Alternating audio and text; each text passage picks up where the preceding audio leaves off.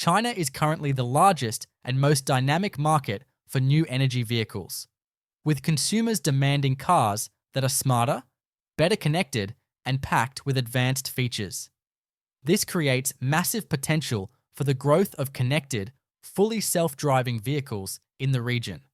At the World New Energy Vehicle Congress, Elon Musk, often hailed as the pioneer of mainstream battery EVs, revealed his ambitious plan to revolutionize hydrogen vehicles in the same way. Elon's vision involves a groundbreaking engine design that could make these new vehicles as affordable as the Cybertruck, while offering features rivaling hydrogen cars priced nearly double. But how does he plan to pull this off? And why has this game-changing project remained under wraps? Join us as we uncover the story behind the engine Elon believes will disrupt China's dominance in the automotive industry, an innovation unlike anything the world has seen. While Tesla has already achieved the extraordinary by bringing electric vehicles into the mainstream, the US still isn't the global leader in automotive innovation, a fact Elon Musk isn't satisfied with. For decades, China has held the title of the top country for automobile innovation. Since 2009, it has accounted for over 30% of global car production, more than Japan and Europe combined. This dominance extends to the EV market, with 60% of all battery cars and 70% of EV batteries manufactured in China. Even Tesla's Gigafactory 3, one of its most significant production hubs, is based in China. To challenge this supremacy, Elon Musk began 2025 by introducing a revolutionary new engine concept to investors at a private tech summit. This engine, he claims, could reshape the industry in ways the Chinese market has never anticipated. Curious about Elon's bold plans to reshape the future of hydrogen and electric vehicles? Make sure to like, subscribe, and hit the notification bell to stay updated on this groundbreaking innovation and its potential impact on the global automotive industry. For the investors, the pitch looked promising, but there was a problem.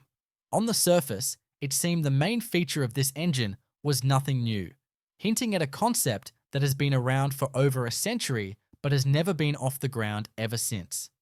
Because of the famous oil crisis in the 70s, this concept grew so popular that most engineering students back then had to write papers on it before they were allowed to graduate. Love it or hate it, as someone looking to be part of the automobile industry back then, you needed to at least have an opinion about it. This, of course, has been the concept of hydrogen-powered engines. Why do you want the competition? The whole point of Tesla is to accelerate the advent of electric vehicles. These unique engines produce zero emissions while consuming way less energy than traditional combustion engines. According to Elon, the concept is as simple as it's always been.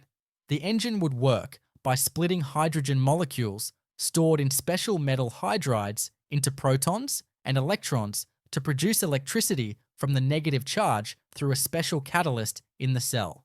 While the electrons produce electricity by moving through the circuits connected to the engine, the protons move through a filter that leads them to where they meet up with unused electrons and oxygen from the air.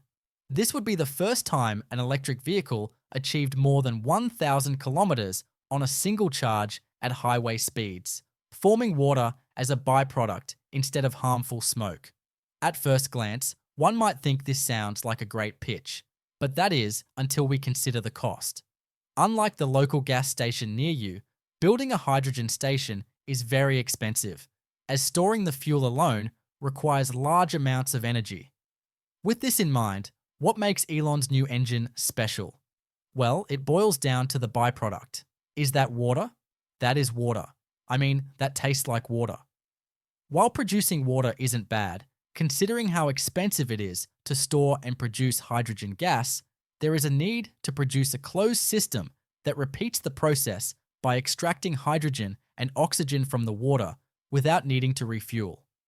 This is where Elon's new engine comes in. This new engine was pitched to come with a new chamber that is not present in most hydrogen-powered engines.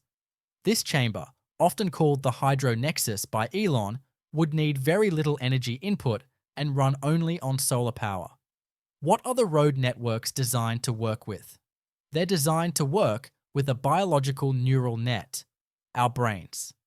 In this large chamber, the water produced by the engine would go through another process called electrolysis to separate hydrogen from oxygen. The hydrogen would be sent back to the main cell, while the oxygen would be sent back to the filter on the other side. This way, there would be little need to refuel as often, no range anxiety, and no additional expenses besides basic maintenance costs. But while this might sound wonderful on the surface, keep in mind that it comes with an over 30% increase in manufacturing cost. Yet somehow, Elon plans on selling these cars at a cost close to a Tesla Cybertruck. While Elon hasn't officially revealed how he plans to make a profit this way, we can at least figure it out through the stories of older companies and innovators who have tried this in the past. So, without further ado, let's explore the rich history and many setbacks of commercial hydrogen engines, the complicated start of the hydrogen engine innovation. The story of the hydrogen-powered engine is complicated, going as far back as the 17th century. François-Isaac de Rivaz, a famous French inventor and war veteran at the time, grew up serving in the military. During his time at the war front, he often operated cannons that ran by steam. While these heavy cannons got the job done, the moving engines driving them were very large and required a lot of fuel to work. This gave him the idea of using explosive charges to drive the pistons of engines instead of relying on steam. He wanted to create a smaller engine for the military that needed less fuel. To accomplish this, Francois experimented with explosions inside a cylinder with a piston as part of the engine. This engine ran on hydrogen gas as fuel, and it was stored in a special balloon designed to take in oxygen from the air so that as it came in, it would ignite the explosive spark that ran the engine. By the following year, in early 1807, his new engine was ready, and he demonstrated it to the public by placing it in a carriage originally designed to be driven by horses. He started the engine, and the power it produced was enough to move the carriage over a short distance. This wasn't much, but it was enough to prove that hydrogen could be used as fuel for domestic transportation and warfare. Nobody would invest in this sort of energy until over a century later, in 1972, when the Organization of Arab Petroleum Exporting Countries got angry at countries like the US for picking sides during an ongoing war in the Middle East. Many other countries, like Japan and Canada, were also affected, including major places in Europe.